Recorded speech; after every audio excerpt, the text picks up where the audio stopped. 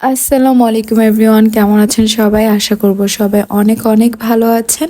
আমরাও আলহামদুলিল্লাহ ভালো আছি। আজকে হচ্ছে আমার বাবার বাড়ির একটা ভ্লগ শেয়ার করছি। আসলে অনেক দিন পর আমি আম্মুর বাসায় গিয়েছিলাম। আমার ইফতারি করার কথা ছিল, আর এদিক দিয়ে আম্মু ইফতারি বেড়ে দিচ্ছে।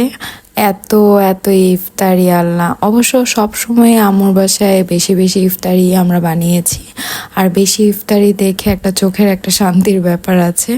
আর এদিক দিয়ে আমার ভাই তো পাগলের মতো এটা নিয়ে আসতেছে সেটা নিয়ে আসতেছে, বোরহানি নিয়ে এসেছে, হালিম নিয়ে এসেছে, ভাবি লাচ্ছি বানিয়েছে, শরবত, তারপর হচ্ছে পরোটা, পরোটা দিয়ে হালিম দিয়ে খাওয়ার জন্য মানে পাগল হয়ে গিয়েছিল। কি থেকে কি আনবে না আনবে, মাথা নষ্টর মতো অবস্থা হয়ে গিয়েছিল। যাই হোক, অনেকদিন পর এভাবে ইফতারি করেছি। যেহেতু আমরা দুইজন মানুষ, ওইভাবে ইফতারি এত বানানো হয় না, কারণ বানালে দেখা যায় থেকে যায়। আর এই যে আমার ভাইয়ের হাতের স্পেশাল মুড়ি মাখা, সব কিছু সে একদম মিক্সড করে নিয়েছে।